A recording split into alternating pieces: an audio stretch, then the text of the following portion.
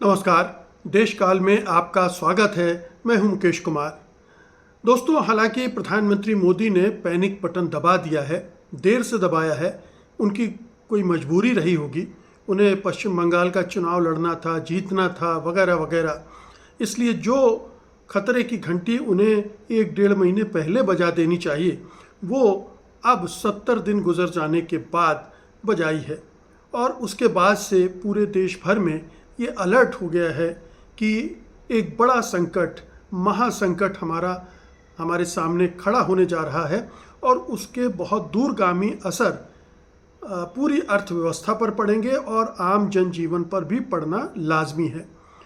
जो खाड़ी का संकट है, अमेरिका और इजराइल ने जिस तरह से ईरान पर हमला किया और उसके बाद युद्ध विराम के बावजूद जो होर्मुज जल मरुमध्य है, वहाँ से तेल की निकासी रुकी हुई है, उसने न केवल भारत बल्कि विश्व के स्तर पर एक बड़ा संकट खड़ा कर दिया है।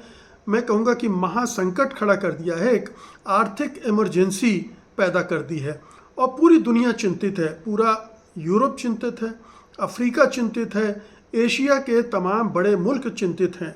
अगर कुछ देश कम चिंतित दिख रहे हैं तो उनमें अमेरिका, चीन और रूस हैं, क्योंकि ये अपनी ऊर्जा की ज़रूरियात को काफ़ी हद तक संतुलित या उन्होंने अपनी ऊर्जा की ज़रूरियात को पूरी करने के इंतज़ाम कर रखे हैं, रिज़र्व करके रखे हुए हैं। चीन ने तो अपनी जो ऊर्जा की ज़रूरत है उसको काफ़ी कुछ रिन्यूएबल एनर्जी में तब्दील कर दिया है। तो कहने का मतलब ये है कि बहुत सारे, जैसे जापान बहुत बड़ा मुल्क है, शक्तिशाली मुल्क है, लेकिन 90% पेट्रोलियम की जो आपूर्ति है वो खाड़ी से होती है और उस पर रोक लग गई है, तो वहाँ संकट खड़ा हो गया है। कोरिया संकट में है। हमारे आसपास के तमाम मुल्क संकट में हैं। श्रीलंका, बांग्लादेश, नेपाल, पाकिस्तान, ये सब संकट में हैं। तो संकट बहुत बड़ा गंभीर है और आज हम इसी पर बात करने जा रहे हैं कि ये संकट का रूप क्या होगा और इस संकट से निपटने के लिए दुनिया भर के देश क्या कुछ कर रहे हैं और हम उस मामले में कितने सुस्त हैं। हमारी सरकार इस मामले में कितनी धीरे धीरे चल रही है और ये संकट कितना बड़ा रूप ले सकता है। अभी आज की तारीख में संकट की कल्पना सिर्फ इसलिए इस आधार पर की जा रही है कि जो तेल की कीमतें हैं वो $110 के आसपास पहुंच गई हैं। लेकिन अगर होर्मुज से जहां से तकरीबन 20% तेल, गैस और उर्वरकों के लिए केमिकल्स वगैरह पास होते हैं, अगर वो 3-4 महीने तक और बंद रहा तो ये क्राइसिस बहुत भयानक होगी। IMF का कहना है कि पूरी दुनिया की जो ग्रोथ है 2.9%, लगभग 3% तक गिर सकती है और एक ऐसा खाद्य संकट पैदा हो सकता है जो 6 से 18 महीने, 1.5 साल तक खींच सकता है।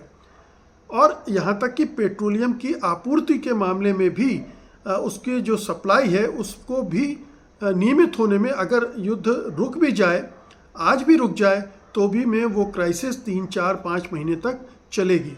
इसका मतलब है कि ये संकट जो आज हम अपने सामने देख रहे हैं, दरअसल ये 2 महीने पहले ही खड़ा हो गया था, हमें बताया नहीं जा रहा था, सरकार डिनायल मोड में थी।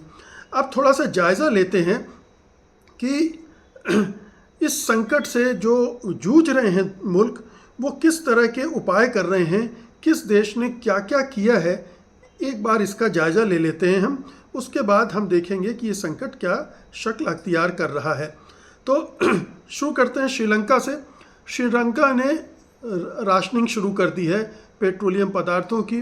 Nation wide QR code fuel system लागू कर दिया है कारों के लिए, मोटरसाइकिल्स के लिए।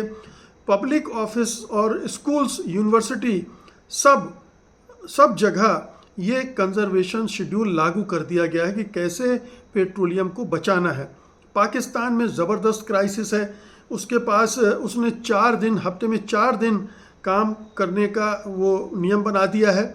यानी अब 6 दिन के बजाय जो पब्लिक और प्राइवेट सेक्टर हैं वहाँ पर ये काम करने के 4 दिन तय कर दिए हैं। और ये जो वहाँ पेट्रोलियम पदार्थों के दाम हैं उनमें बेतहाशा वृद्धि हुई है। और वो सरकार वहाँ की ये भी कह रही है कि आप घर से काम करो, मार्केट को भी जल्दी बंद करने के निर्देश दिए गए हैं।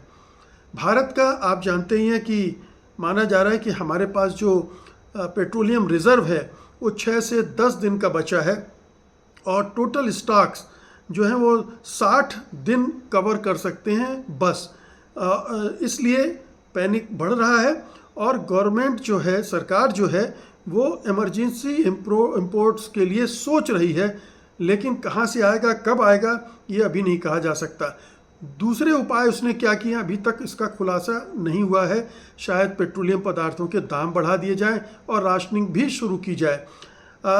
साउथ कोरिया को लीजिए, वहाँ odd even driving rules mandatory कर दिए गए हैं और जो फ्यूल प्राइसेस हैं उनमें उनके दामों में बढ़ोतरी को पर लगाम लगा दी गई है, उससे महंगे नहीं किए जाएंगे। जापान जो कि क्लेम करता है कि उसके पास 230 दिन का रिज़र्व है, उसने अब रिलीज़ करना शुरू कर दिया है और ये कितने दिन चलेगा पता नहीं है। यूके ने वो एक प्राइस जो है पेट्रोलियम पदार्थों की एकदम से बढ़ गई है और जो आम लोग हैं उनको रिलीफ देने के लिए पैकेजेस दिए जा रहे हैं ताकि दाम का असर उन पर ना हो और जो टैक्स वगैरह हैं उनमें भी राहत दी जा रही है। इस तरह से ब्रिटेन अपने जो जनता है उसके लिए काम करने की कोशिश कर रहा है। जर्मनी में टैक्स रिलीफ दिए गए हैं, पेट्रोल और डीजल टैक्स कट किए गए हैं, एम्प्लॉयर फ्यूल बोनसेस शुरू कर दिया गया है। फ्रांस में सहायता शुरू कर दी गई है, फ्यूल में डिस्काउंट दिया जा रहा है और high mileage drivers, transport, fishing and agriculture को मदद दी जा रही है। एनर्जी वाउचर भी बांटे जा रहे हैं। दक्षिण अफ्रीका में जो फ्यूल है, ईंधन है, उस पर लेवी लगा दी गई है प्राइस और उससे जो दाम है वो एकदम से बढ़ गए हैं और जाहिर है कि जनता पर दबाव पड़ रहा है। तुर्की में भी टैक्स कट किए हैं। एक बात आप ध्यान में रखें, कुछ देशों को छोड़कर सारे देशों ने अपनी जनता को राहत देने के लिए टैक्स में कटौती की है। पेट्रोलियम पदार्थों के दाम ना बढ़ें इस पर एक कैप लगा दी है और भारत में पहले ही ये सरकार चुनाव नतीजे आने के अगले दिन ही कमर्शियल गैस के दाम बढ़ा चुकी है, छोटे सिलेंडर के दाम बढ़ा चुकी है और कहा जा रहा है कि अब बाकी गैस और पेट्रोल के दाम बढ़ेंगे। तुर्की में टैक्स कट किया गया है। ब्राज़ील में सब्सिडी दी जा रही है लोगों को, डीजल टैक्सेस स्क्रैप कर दिए गए हैं और जो प्रोड्यूसर्स हैं, इंपोर्टर्स हैं, उनको भी सब्सिडी दी जा रही है। ऑस्ट्रेलिया में हर जगह ये वॉलंटरी कट की बात की जा रही है, कैंपेन की जा रही है। ड्यूटी जो एक्साइज ड्यूटी पेट्रोलियम पदार्थों पर उसको आधा कर दिया गया है। अमेरिका में आप जानते हैं कि एकदम से वहाँ गैसोलीन की दाम बढ़ गए हैं और वहाँ की भी जनता हाहाकार कर रही है। ट्रंप भी परेशान हैं, वो भी गैसोलीन के दाम को कम करने की कोशिश कर रहे हैं। चाइना के पास अच्छा खासा स्टॉक है, इसलिए वहाँ इस तरह का पैनिक नहीं है। उसके पास बड़ा रिज़र्व है।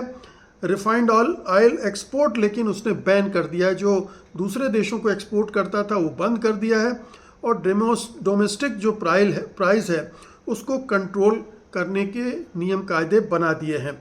तो ये तो जब 70 दिन हुए हैं केवल तब हालात हैं। आप ये सोचिए कि इसमें अब हर एक दिन भारी पड़ने वाला है तमाम अर्थव्यवस्थाओं का और भारत जैसी अर्थव्यवस्था के लिए खास तौर पर। अगर ये सिलसिला 1 महीने चला, 2 महीने चला, 3 महीने चला तो किस तरह से चीज़ें गंभीर रूप लेती जाएंगी, ये हमें सोचने की ज़रूरत है। तो अब हम देखें कि अगर मान लीजिए कि जो विशेषज्ञ हैं वो क्या सोच रहे हैं, जंग कितने दिन चलेगी, या यूं कहें कि होर्मुज जो स्टैंड ऑफ है वो कितने दिन चल सकता है। तो हम सब जानते हैं कि ट्रंप तो पहले 4 दिन में जंग ख़त्म कर रहे थे, फिर वो बढ़ के 4 से 5 हफ्ते हुआ और अब 70 दिन हो गए हैं, 2 महीने से ज़्यादा हो चुके हैं। तो बहुत सारे विश्लेषक कहते हैं कि पूरा युद्ध छोटा रह सकता है, लेकिन होर्मुज स्टैंड ऑफ कन्फ्लिक्ट बन सकता है। ईरान 3-4 महीने और टिक सकता है और अमेरिका भी अनिश्चित काल तक नहीं टिक सकता है। तो कुछ हफ्तों में हो सकता है कि न्यूक्लियर डील हो जाए, होर्मुज खोलने पर, सैंक्शन हटाने पर डील हो जाए, लेकिन अगर नहीं हो पाई तो ये महीनों भी खिंच सकता है। और जो सऊदी अरब की कंपनी है अरामको, उसके सीईओ ने तो कहा है कि संकट 2027 तक खिंच सकता है, यानी 6 महीने, 8 महीने, 10 महीने तक खिंच सकता है। मान लीजिए अगर ये 2-4 महीने भी खिंचा तो पूरी दुनिया भर की अर्थव्यवस्था तबाह होने लगेगी। ख़ास तौर पर इसके सीधे असर पड़ेंगे, खेती पर सीधे असर पड़ेंगे, क्योंकि खाद का ज़बरदस्त संकट खड़ा हो जाएगा, खड़ा हो गया है। प्रधानमंत्री ने किसानों से कहा है कि खाद का कम इस्तेमाल करें, खाद का कम इस्तेमाल करेंगे तो कम उत्पादन होगा, कम उत्पादन होगा तो एक्सपोर्ट भी कम होगा और यहाँ घरेलू मंडियों में भी, बाज़ारों में भी दाम बढ़ेंगे और इससे खाद्य संकट भी बढ़ेगा, क्योंकि सरकार भी खरीदती है और वो 5 किलो अनाज देने की स्कीम जो है उस पर भी असर पड़ेगा। फिर बहुत सारे केमिकल्स नहीं आएंगे तो फार्मास्यूटिकल इंडस्ट्री पर भी असर पड़ेगा। तो कई स्तरों पर केवल ये मामला पेट्रोलियम पदार्थों का नहीं है, ये कई और दूसरे उससे जुड़ी चीज़ों के, जैसे LNG है, वो भी वहाँ से निकलती है। कतर का वो जो प्लांट प्रभावित हुआ है, नष्ट हुआ है, उसमें तो 3-4 साल तक लग सकते हैं। वो आपूर्ति कब होगी, अगर अभी नहीं हो पा रही तो वो उसका कोई विकल्प ढूंढना पड़ेगा। पूरा जो उत्पादन है वो प्रभावित होगा, क्योंकि एनर्जी सप्लाई पर प्रभावित होगी, तो वो सब। और ये मैं केवल भारत के संदर्भ में नहीं कह रहा हूँ, ये पूरी दुनिया के संदर्भ में होगा। तो जो देश एक्सपोर्ट करते हैं, एक्सपोर्ट करके रिजर्व पैसा कमाते हैं, उनके लिए दिक्कत है। भारत के लिए और भी दिक्कत है, क्योंकि भारत के बहुत सारे लोग मिडिल ईस्ट में काम करते हैं, वो रेमिटेंस भेजते हैं, पैसे भेजते हैं। अब वहाँ अगर ये हालात रहेंगे तो उनकी नौकरियाँ भी जाएंगी, वो वापस भी लौटेंगे, तो एक वो भी क्राइसिस भारत के लिए खड़ी होने जा रही है। तो चौतरफा संकट खड़ा होने जा रहा है और भारत का जो रुपया है लगातार कमज़ोर होता जा रहा है, तो उसका दबाव हमारी अर्थव्यवस्था पर पड़ ही रहा है, हमारे फॉरेन एक्सचेंज पर पड़ रहा है, हमारे एक्सपोर्टर्स पर पड़ रहा है। तो ये चौतरफा एक संकट खड़ा हो गया है और उस संकट से निपटने के लिए मोदी सरकार ने जो काम किए हैं वो आपके सामने हैं और मैंने आपको बता दिया कि दुनिया भर के देश किस तरह से उससे निपटने के लिए रणनीतियाँ बना रहे हैं और वो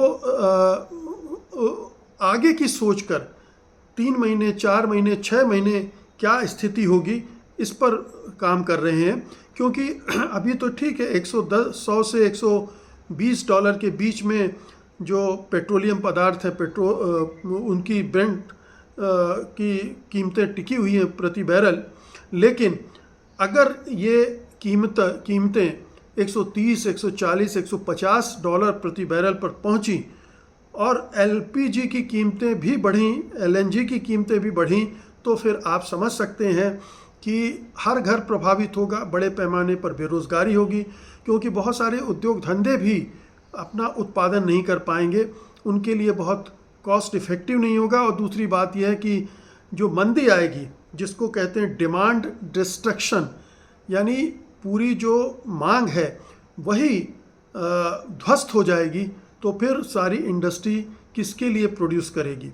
तो एक संकट डिमांड एंड सप्लाई चेन पर भी पड़ने वाला है और उससे पूरी अर्थव्यवस्था पर जाहिर है कि दबाव पड़ेगा। वैसे ही हम क्लेम कर रहे थे कि तीसरे नंबर की अर्थव्यवस्था हो गई है, अब वो तीसरे से 5वें 6ठे स्थान पर पहुंच गई है और ये झटका हमारी अर्थव्यवस्था कितना बर्दाश्त कर पाएगी और कहाँ जाकर हम टिकेंगे 8वें 9वें 10वें नंबर पर हम कह नहीं सकते, क्योंकि बहुत सारे और देश भी प्रभावित होने जा रहे हैं, उनका भी उत्पादन प्रभावित होगा, उनके यहाँ भी खपत कम होगी, उनका भी एक्सपोर्ट प्रभावित होगा।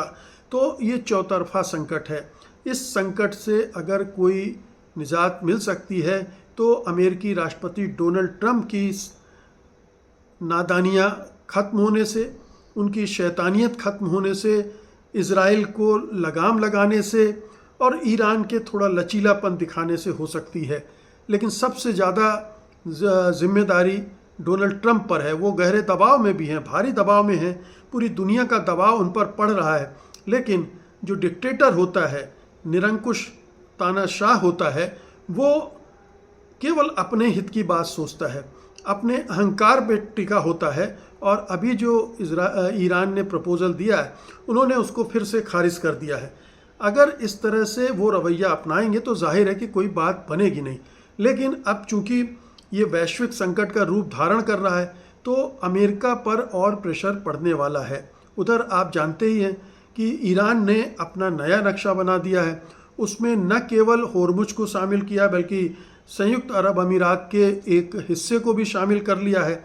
और ऐसी सूरत में, और उस हिस्से से संयुक्त अरब अमीरात सोच रहा था कि पेट्रोल चुपचाप हम या तेल चुपचाप हम सप्लाई करते रहेंगे, तो वो भी नहीं होने दे रहा है। इस बीच में खाड़ी में अमेरिकी जहाज़ों पर हमले करके अमेरिकी जहाज़ कोशिश कर रहे थे, जो डिस्ट्रॉयर उसके जो जहाज़ हैं वो घुसने की कोशिश कर रहे थे, तो ईरान ने उन्हें हमला करके खदेड़ दिया है। तो ईरान भी वहाँ चाक चौबंद है। तो संकट बड़ा कॉम्प्लिकेटेड है और इससे निकलने के रास्ते अभी नहीं दिख रहे हैं। ऐसी सूरत में प्रधानमंत्री मोदी ने जो किया है वो नाकाफ़ी है, बिल्कुल नाकाफ़ी है। और ऐसी सूरत में उन्हें 5 देशों की यात्रा पर घूमने भी नहीं निकलना था। एक क्राइसिस मैनेजमेंट के लिए उनको अपोजिशन को साथ लेना था और अपने खर्चों में भी कटौती करनी चाहिए थी, जो उन्होंने नहीं किया। बहुत बहुत शुक्रिया आपका। धन्यवाद। नमस्कार।